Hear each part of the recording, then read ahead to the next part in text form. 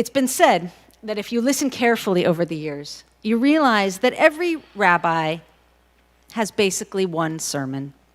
We shift it a little bit, we dress it up in stories from the weekly Torah portion or statistics or a newspaper article we just read, but we each have one central message. It's part of who we are, and we return to it time and time again. I'm going to save you a lot of time by giving mine now. And then I want to talk about how it applies to all of us and the Jewish life we're going to lead together. We're here on Hollywood Boulevard, so I'll start with a movie. You may remember Harold and Maude, a darkly comic cult film of the 1970s. Harold is a young man who is obsessed with death. He drives a hearse, stages elaborate fake scenes of his own death, and has one hobby: attending funerals. He befriends Maude, a vivacious, eccentric 79-year-old woman. Though Maude also enjoys funerals, she is quite the opposite. Deeply taken with every stage of the life cycle, she is in this lifetime to live it. She models nude for an ice sculptor, plays the player piano, and has audacious run-ins with the law. She's the self-appointed liberator of plants and animals and the slightly crazy grandmother we all wish we had. As their friendship grows, Harold explains his fascination with death. "I haven't lived," he says. "I've died a few times." He talks about the time he accidentally caused a chemical explosion. In the chaos that ensued, he was presumed dead. The misunderstandings highlighted the emptiness in his life. And he tells Maude, sadly, "I decided then that I enjoy being dead." To which she responds, "I understand. A lot of people enjoy being dead. But they're not dead, really. They're just backing away from life. Reach out. Take a chance. Get hurt even. Play as well as you can. Go, team, go. Give me an L, give me an I, give me a V, give me an E. L-I-V-E, live." Most of us are not obsessed with death like Harold. But there are times when we feel deadened, when we go through the motions, when we're half asleep. There are times when we choose to be a little bit dead. Because living is hard. Uvacharta b'chayim, says our tradition, choose life. Not the way those words are politically charged today. Sometime we'll have a conversation about what it means to be in favor of life, but that's for another time. When you are living, says our tradition, choose life, even when it's hard. Reach out, take a chance, get hurt even. Which will mean, without a doubt, facing setbacks, loss, disappointment, regret. To be clear, some pain is devastating. Some circumstances are more difficult than any human being should have to bear. You will never hear me defend God or try to wrap up neatly the tragic or traumatic circumstances. Never. But some of our pain is the natural result of being alive and bumping into others along the way. And some of our pain is valuable to us.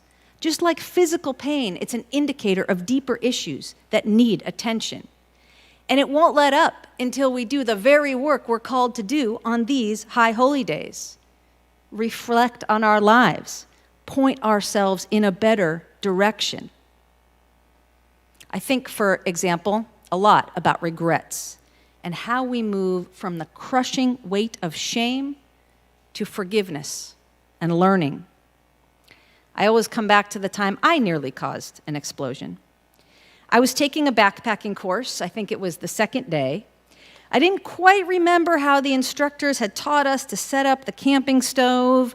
There was a small valve and a big mistake. When the fire was out and everybody was safe and sound, I made the obvious decision to spend the rest of the 10-week course in my sleeping bag. Stay asleep, take no chances, make no mistakes. an instructor came by to console me with these words that I have never forgotten. Good judgment comes from experience. Experience comes from bad judgment. The pain is the price we pay for living, matched only by the depth of what we learn. I have a few texts that I return to every few years. One of them is Rainer Maria Rilke's Letters to a Young Poet. Rilke was small and sensitive. He had spent 5 miserable years in a military academy.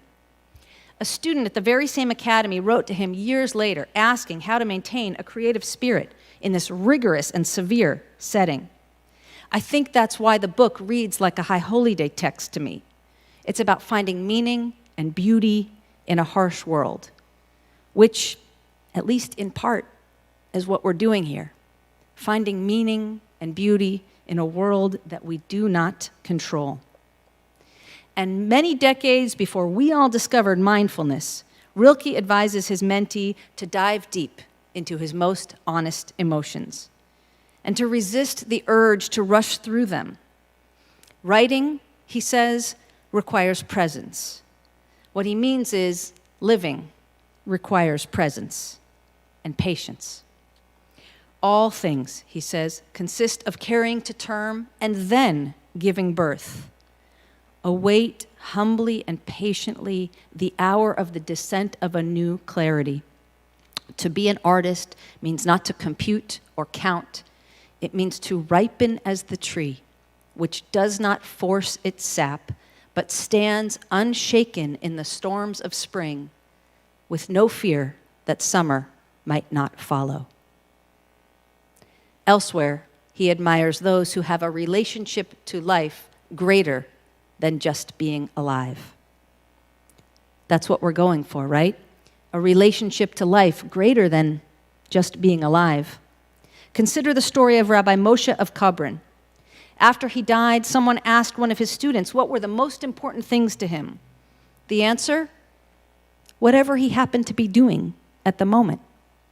He didn't miss a thing because he was in there all the time. He stood unshaken in the storms of spring with no fear that summer might not follow. Reach out, take a chance, get hurt even, make a gigantic mistake, and then fix what you can and learn from the rest. L-I-V-E, live. Uvacharta b'chaim, choose life. There you have it. That's my sermon. In my mind, all the rest is commentary. Now we spend our lifetimes going and learning it. Which brings me from me to us. Temple Israel of Hollywood is vibrant and alive. Our history alone is stunning. Rabbi Nussbaum, Dr. King, giants of arts and entertainment over the years, Rabbi John Rosov and his loving, steady, visionary leadership of over 30 years.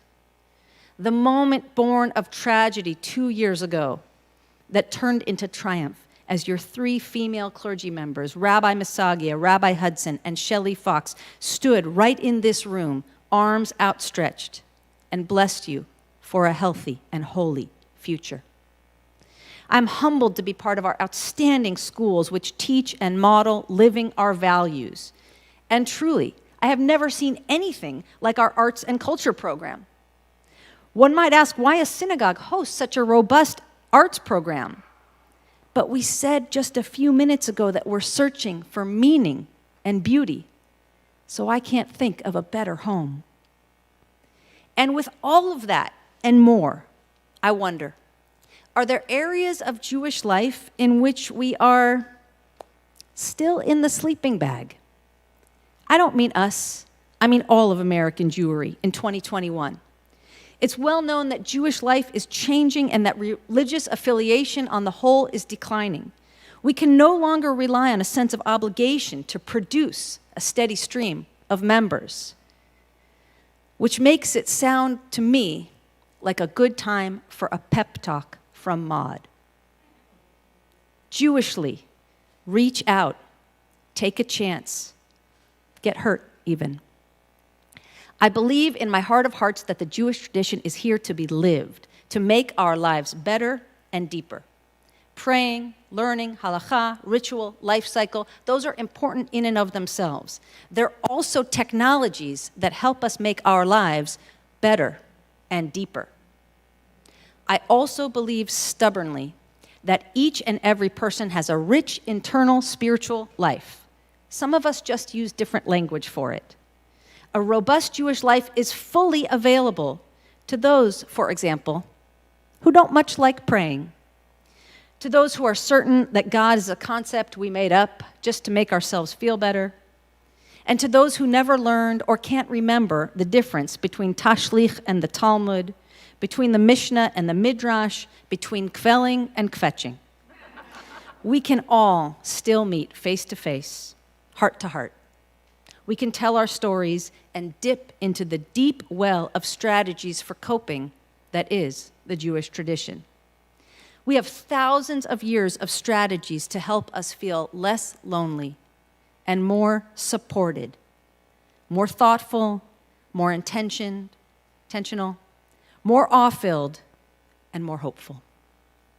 That's why you're so proud, rightfully, of the extraordinary programs you have put on here and the extraordinary leadership you have taken in this harsh and broken world.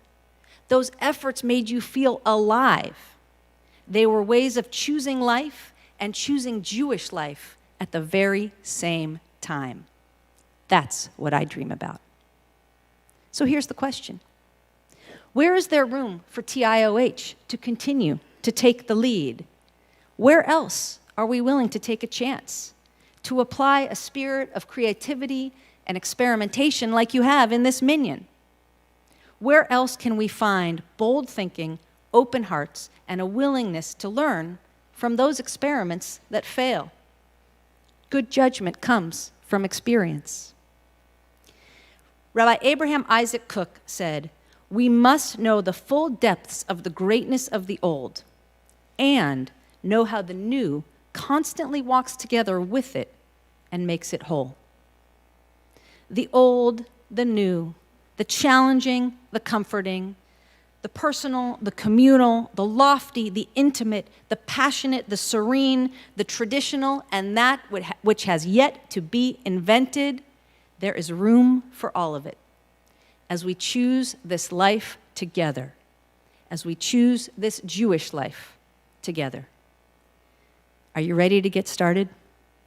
Shana Tova U'Metuka.